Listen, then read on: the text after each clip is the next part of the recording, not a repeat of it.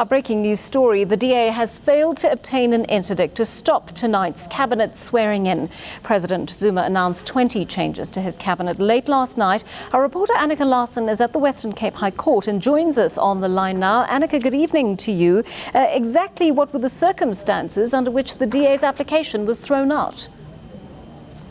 Thanks, Joe. Yes, the application was thrown out with the courts very reluctant to get involved in what they said was ostensibly a political decision, and a decision that is a very personal one, and that of the president. And the court was not wanting to interfere in every cabinet appointment, said that on the facts of the affidavit, they couldn't prove the rationality. They couldn't prove that there was a great risk.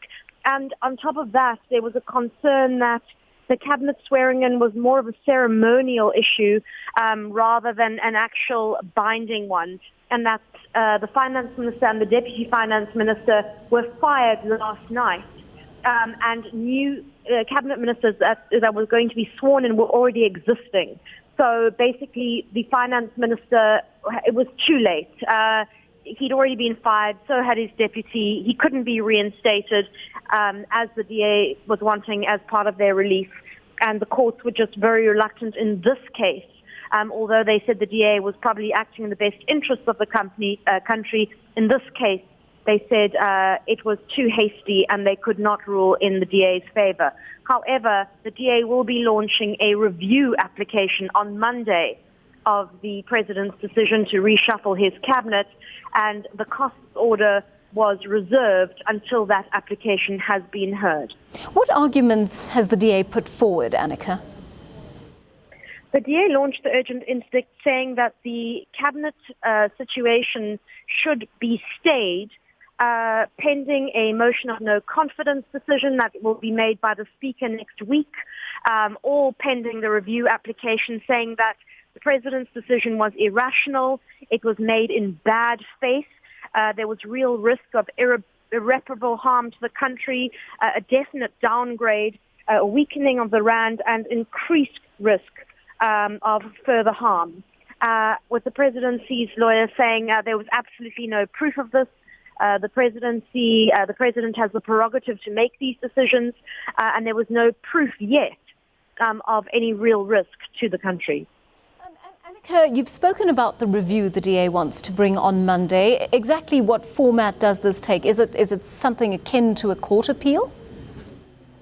No, it will be a completely separate application in which the president will have to, I suppose, justify for the first time. He'll be forced to justify his decision that was taken in the early hours of yesterday, early hours of this morning.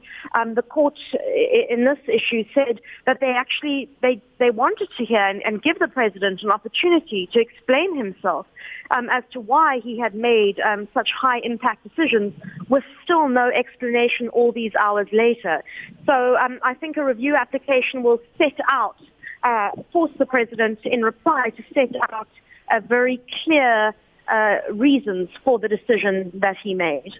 It is, of course, rather a subjective thing, isn't it? Whoever the president feels would be fit to take up a position, he appears to appoint. Surely this is going to be a point of contention as it goes on review on Monday.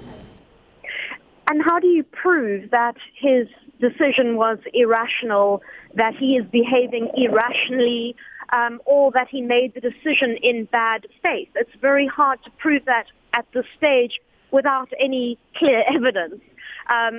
There was reference made to by the President's Council saying this is clearly about the DA hating the Gupta family and wanting to make sure that Gordon and Jonas, who supposedly seeing as holding the line from the Guptas from taking over, and not being there anymore to hold this wall position.